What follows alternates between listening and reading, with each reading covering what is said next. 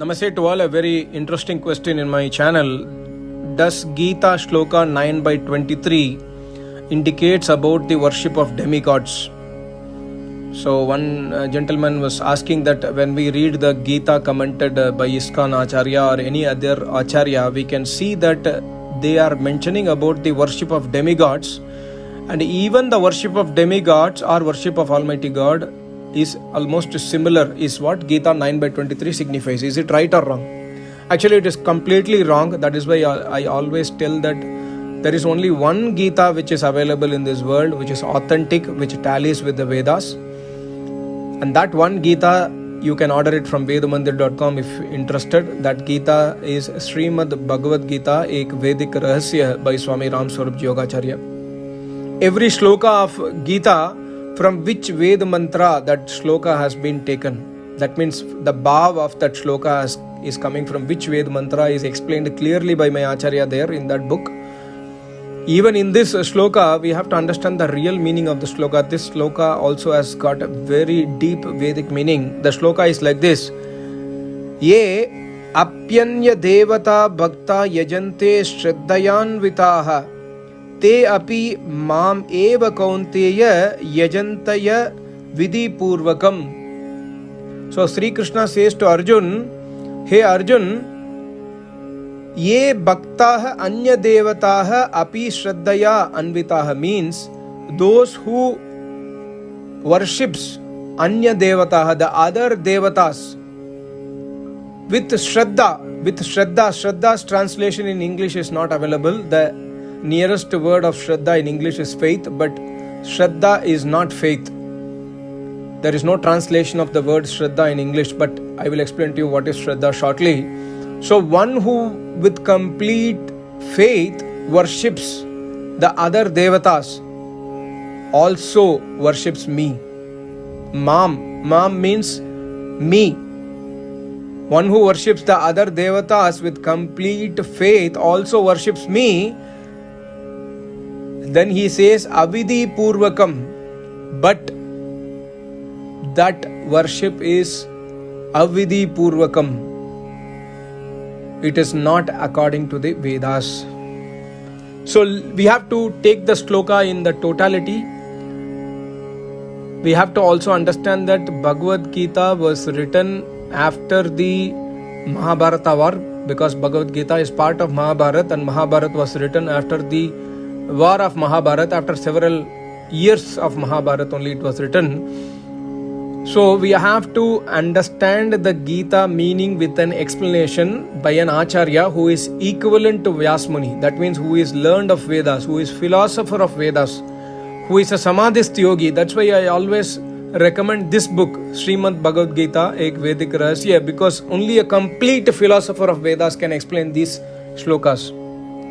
So first let us go to the Vedas. Let us understand what Vedas says. Samaveda mantra 388 very clearly says that Brahma Krite Vipaschite Brihate Panasyave. Panasyave means Pujaniya Parameshwar. One who is worshipable. Brahma Krite, one who is the author of the Vedas. Vipaschite, one who is the possessor of all the knowledge of the Vedas, all the knowledge of this universe. Brihate, one who is Mahan, one who is supreme. That God is called as Indraya. So that is the Sarva Shaktiman Almighty God. Brihat Samagayata. We must worship that Almighty God by singing the Samavedas, by putting ahutis of Ved mantras. This is what Samaveda mantra 388 says. Samaveda mantra says that you have to worship the Almighty God by singing the Ved mantras, by adopting the Ved mantras. Samaveda mantra 382 says that we have to worship the Almighty God who is described only in the Vedas and nobody else. So is Samveda mantra 382 contradicts to this shloka? No, I will explain to you. Next, Samveda mantra 372 says, my Acharya has written in Hindi, I am trying to explain in English, that the God who creates, nurses and destroys this universe is formless, almighty, omniscient, omnipresent, is always one, and there are no many gods. There is only one God. So we have to worship that one God who is described only in the Vedas by God himself. And we should never worship anybody else other than this Almighty God who is mentioned in the Vedas. So Ved Viruddh, no worship which is against the Vedas is acceptable by Almighty God. And Samaveda mantra 253 mantra says, Tva anucharamasi. So we are praying to Almighty God, hey God, we want to follow only you. We don't want to go against you.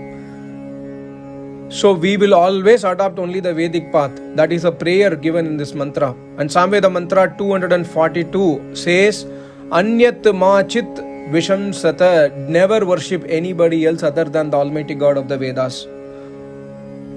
So all these mantras, Samveda mantra 388, 382, 372, 253, 242, whatever I have explained now, all these mantras indicate that we must worship only one God. No other God exists and we should not worship any other God. So that is why we have to understand the word Mam in this shloka. Mam does not mean Sri Krishna. Mam means Almighty God, because Sri Krishna is a Yogeshwar. And when a yogi is in Samadhi state, he forgets himself. That is called as Samadhi.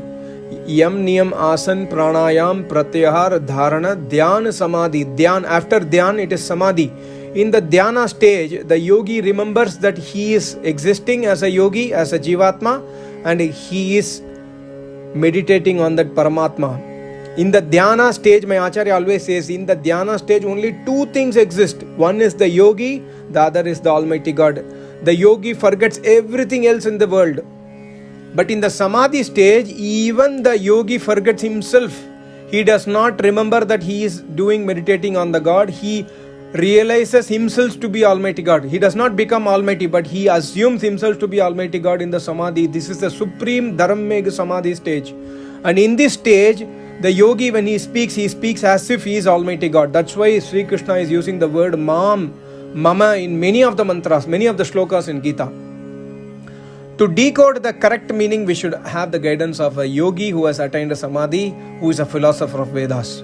So when we read the original Gita written by my Acharya, we can understand that Mam, one who worship the other Devatas also worship me, means worship Almighty God. Now coming to Devatas. What is other Devatas? Before going to other Devatas, here the word used by Sri Krishna is Avidhi Purvakam. That means Sri Krishna is saying, never worship God without following the Vedic path. That means never worship the Almighty God against the Vedic path. Never worship me. God says in this shloka through the mouth of Sri Krishna that never worship me avidhi purvakam, without adopting the Vedas, without following the Vedas, against the Vedas, never worship me. So we must always worship Almighty God by following the Vedic path, which is name jap of Almighty God, which is Brahma Yajna of Almighty God, which is daily Agnihotra, which is listening Vedas, which is serving Acharya, etc., etc. By adopting Vedas, we should worship Almighty God. And further, Sri Krishna uses the word in this shloka. Please carefully note Shraddhaya. I told the equivalent word of Shraddha is not faith, because Shraddha cannot be translated in English. The meaning of Shraddha is Shraddha iti Shraddha. Explained very, very clearly in Rigveda Mandal 10 Sukta 151 about Shraddha. Shraddha means Satya, that which never gets destroyed. It always exists. Shraddha, da means dharana. That means, like for example, we are putting our clothes in the body, we are dharana. We are adopting the clothes in our body, the cloth does not fall down. So Shraddha means adopting the true path.